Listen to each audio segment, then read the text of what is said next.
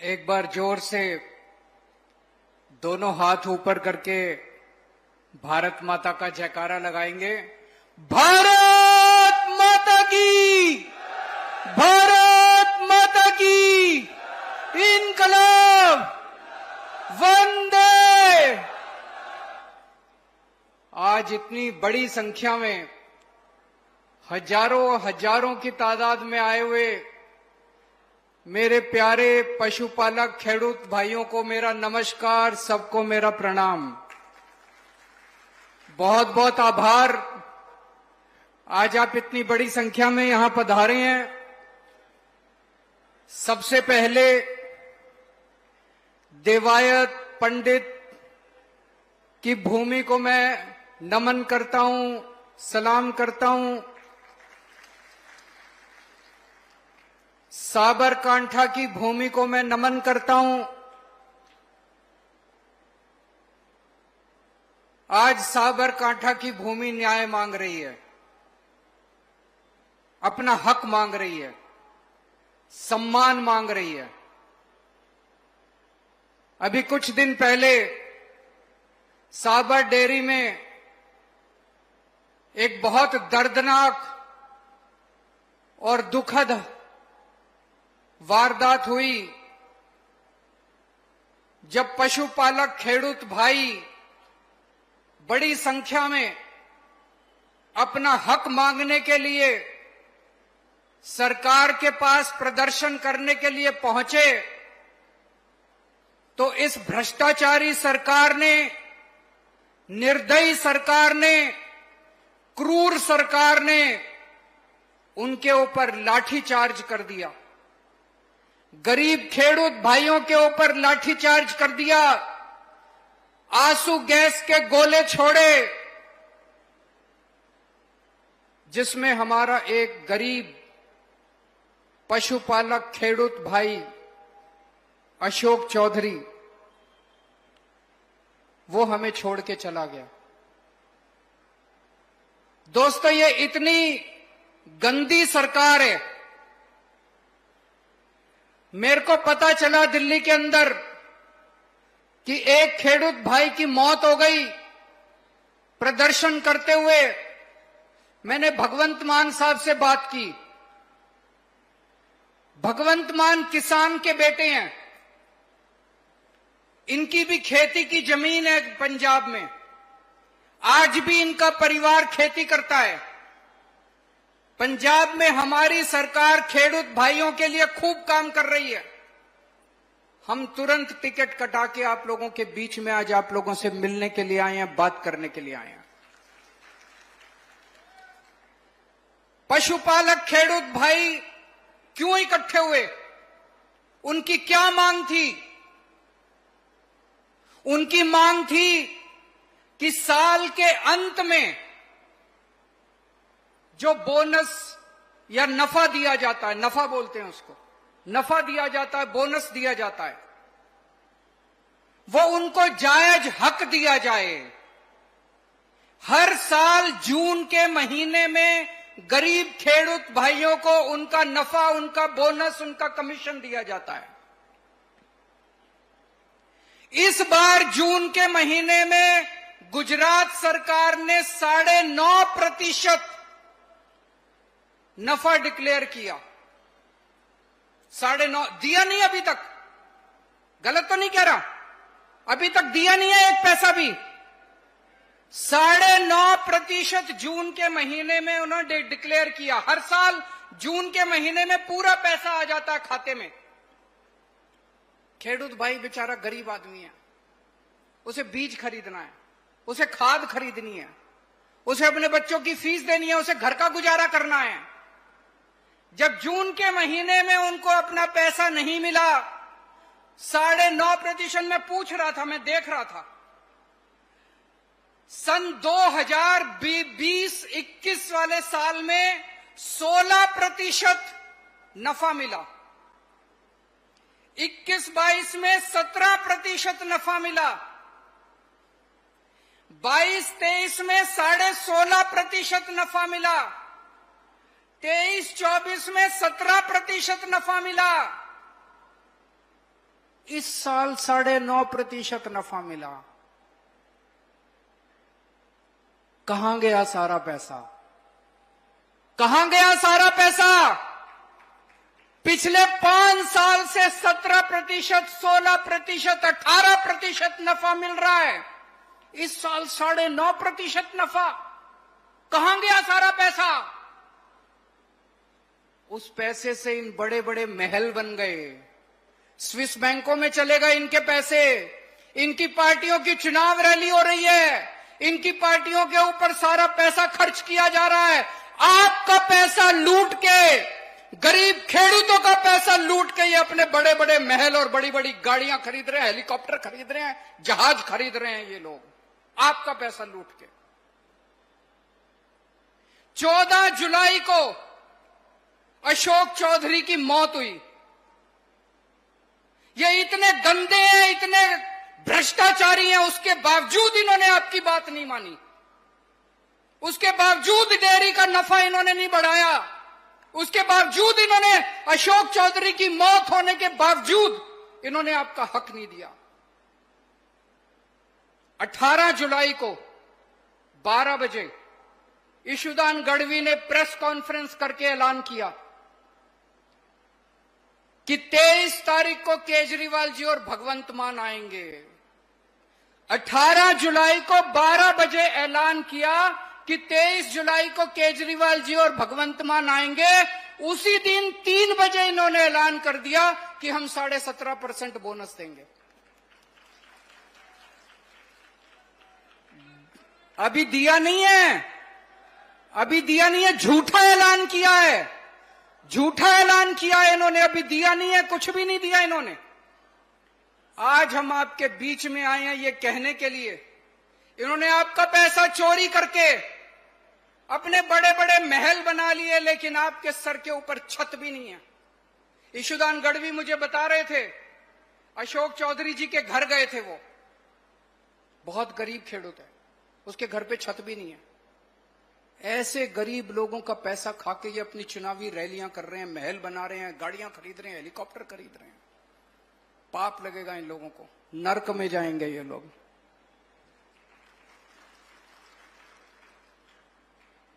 मैं आपसे पूछना चाहता हूं, हम लोग लोकशाही में रह रहे हैं, जनतंत्र में रह रहे हैं, जनता चुनती है, सरकार बनती है। अगर खेडूत भाई, पशुपालक खेडूत भाई प्रदर्शन कर रहे थे, अगर उनकी मांग थी, उनकी हक के लिए मांग थी, क्या सरकार को आपके साथ बैठ के बातचीत नहीं करनी चाहिए थी? बातचीत करनी चाहिए थी कि नहीं करनी चाहिए थी? क्या इनको आपके साथ बैठ के, क्या इनको गोली चलानी चाहिए थी, डंडे चलाने चाहिए थे, आंसू गैस के गोले छोड़ने चाहिए थे?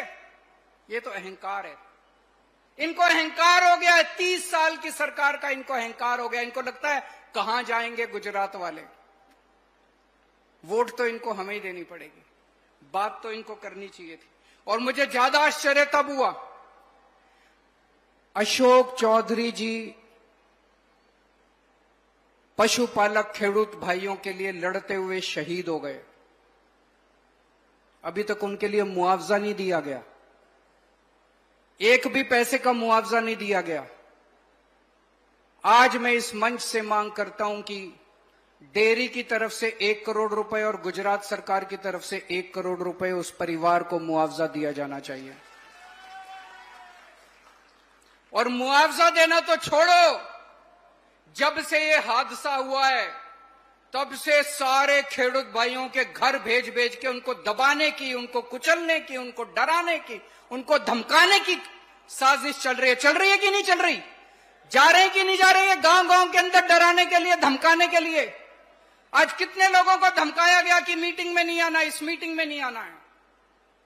पूरे गुजरात के अंदर इन्होंने दमन का, गुजरात में, खासकर नॉर्थ गुजरात में, उत्तरी गुजरात में एक एक खेडूत भाई पशुपालक का भी काम करता है। अगर आपको आपका हक पूरा मिल जाए, मैंने इस पे बहुत स्टडी की है, अगर आपको आपका हक पूरा मिल जाए, एक एक खेडूत भाई की गरीबी दूर हो सकती है। अगर भ्रष्टाचार खत्म हो जाए, इन्होंने कोऑपरेटिव क्या थी, सहकारी क्षेत्र क्या है? सहकारी क्षेत्र का मतलब किसानों का सहकारी क्षेत्र मतलब किसान उसको चलाएंगे। अब किसान नहीं चला रहे, बीजेपी ने कब्जा कर लिया पूरे सहकारी क्षेत्र के ऊपर, डेयरी के क्षेत्र के ऊपर, किसानों के। करा कि नहीं करा बीजेपी वालों ने कब्जा? बीजेपी ने पूरा कब्जा कर रखा है और इन्होंने सारा कब्जा करके आपको लूटने का काम किया है। मैंने ये देखा है कि अगर आप लोगों को आपका पूरा हक मिल जाए, एक एक खेडूत की गरीबी दूर हो सकती है। मुझे बताया गया एक पशुपालक खेडूत भाई अपना दूध निकालता है जानवर से, दूध निकाल के जब वो अपना दूध देने के लिए जाता है, आपको फैट के आधार पे आपकी पेमेंट दी जाती है। दी जाती है कि नहीं दी जाती? फैट के आधार पे पेमेंट मिलती है। फैट नापने वाली मशीन गड़बड़ है।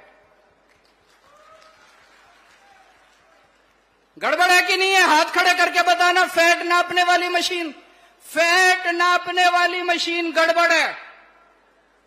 फैट अगर 7.5% होता है तो वो 7% दिखाती है। बाकी पैसा खा जाते हैं ये लोग, लाखों रुपए, करोड़ों रुपए, अरबों रुपए खा जाते हैं आप लोगों के गरीब खेडूत पशुपालक किस उसका 0.5%, 0.3%, 3.4 पॉइंट उसका कम करके ये सारा पैसा खा जाते हैं, अपनी चुनावी रैलियों के अंदर खर्च करते हैं। ये अमीरों की सरकार है। ये अदानी के लिए काम करते हैं। अगर अदानी को पूरी दुनिया में कहीं ठेका लेना हो, प्रधानमंत्री जी स्पेशल बना के वहां पे जाते हैं और अदानी को ठेका दिला के आते हैं।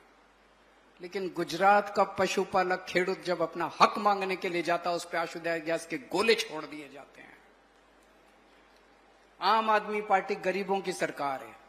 आम आदमी पार्टी खेडूतों की सरकार, आम आदमी पार्टी गरीबों की पार्टी है, खेडूतों की पार्टी है, मजदूरों की पार्टी है, आम लोगों की पार्टी है। हम आपके लिए लड़ेंगे। हमें जब पता चला, मैं दिल्ली से और भगवंत मान साहब पंजाब से सीधे यहां चले आए। आप लोगों को आश्वासन देने के लिए आए हैं कि हम आपके साथ खड़े हैं, आपके हक के लिए लड़ेंगे, आपके सम्मान के लिए लड़ेंगे, आपको न्याय दिला के रहेंगे।